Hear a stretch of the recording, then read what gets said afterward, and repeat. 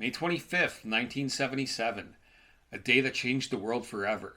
Because on this day, Star Wars released in theaters for the very first time. This film captured audiences' imaginations and became a pop culture phenomena. Almost anyone in the world can hear the iconic music or see one of the many iconic characters, and even if they haven't seen Star Wars before, they can tell you that it's from Star Wars. For many of us, Star Wars is simply a part of life. It's our childhoods. It's a way to share something that's absolutely beloved to us with someone else we care about. Like, I'll never forget the first time I showed Star Wars to my kid. It took Baby Yoda for her to get into it, but I'm okay with that. A wonder.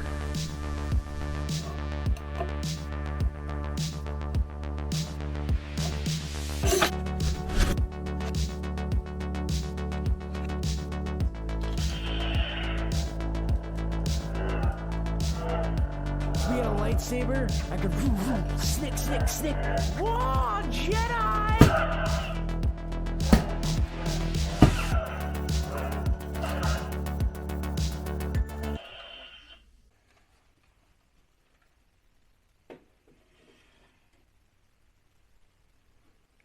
Welcome to No Sages Never Bored.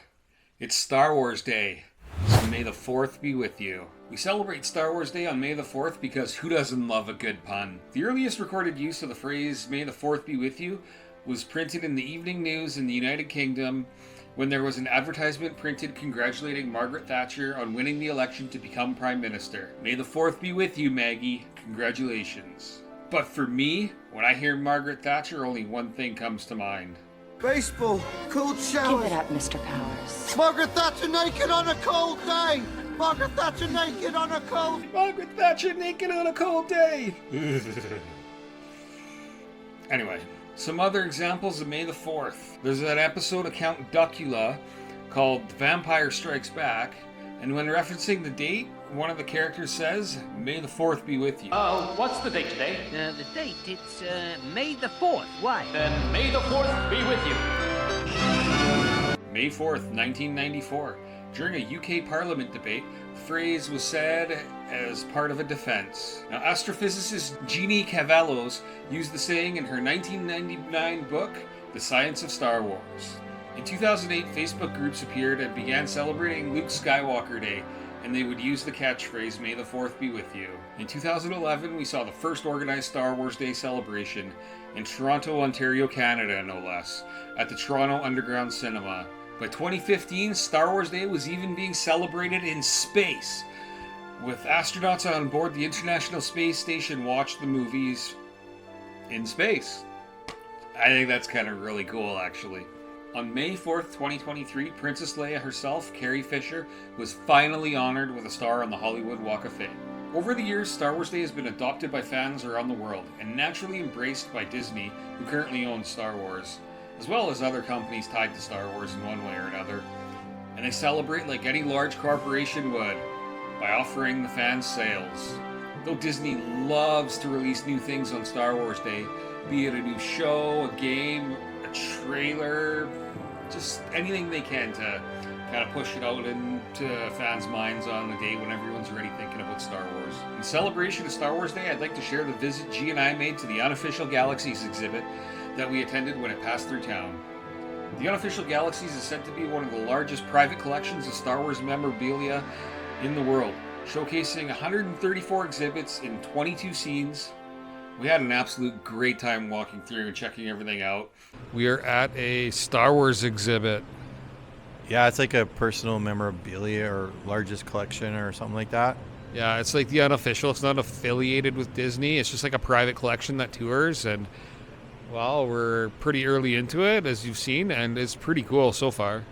This scene's pretty cool. This is Jabba's palace from Return of the Jedi. It's pretty sweet. Yeah, there's a little bit of everything. I like the Han Solo and the carbonite image. That always sticks with me. Yeah, and then the Boba Fett costume's cool too.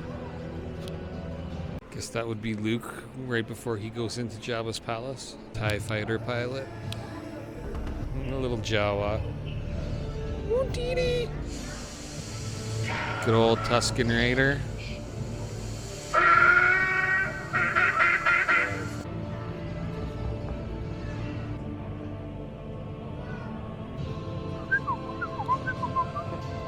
cool this exhibit is. Ewoks are cool. Originally, there was the Star Wars trilogy. A New Hope in 1977, The Empire Strikes Back in 1980, and Return of the Jedi in 1983. These are the movies of my childhood, and I have fond memories watching them. Playing with and collecting Star Wars figures. Naturally, these are my favorite of all the Star Wars stuff there is. You just can't beat the originals.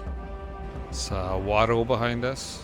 I think he said, "What are you doing here?" That's pretty much how he talks. Yeah.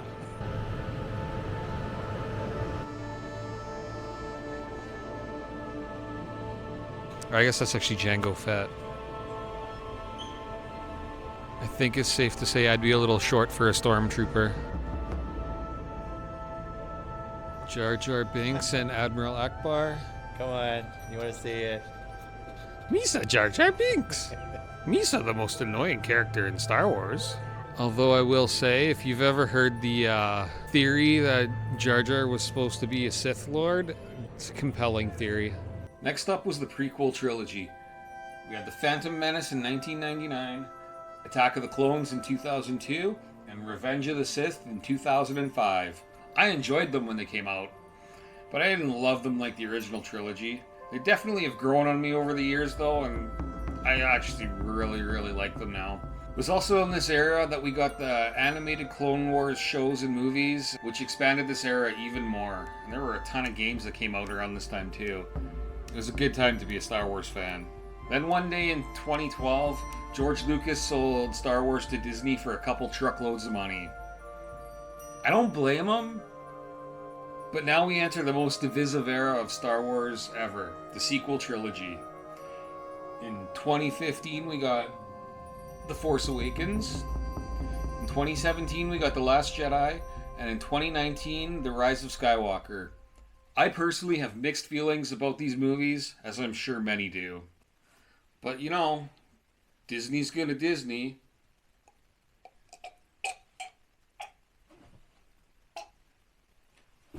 Which means Star Wars fans now have more Star Wars than they ever have.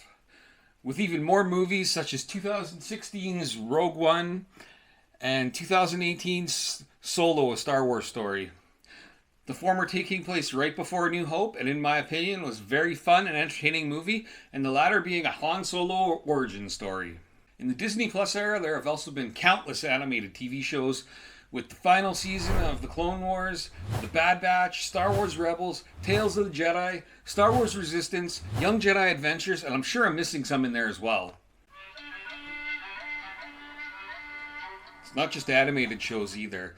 There have been a bunch of live-action shows as well. From The Mandalorian, with the first 2 seasons being some of my all-time favorite Star Wars anything since the original trilogy. There's The Book of Boba Fett, Andor, Ahsoka, and even more on the way. There's never been a better time to be a Star Wars fan. On top of all the stuff to watch, there are decades of books, comic books, video games to enjoy as well.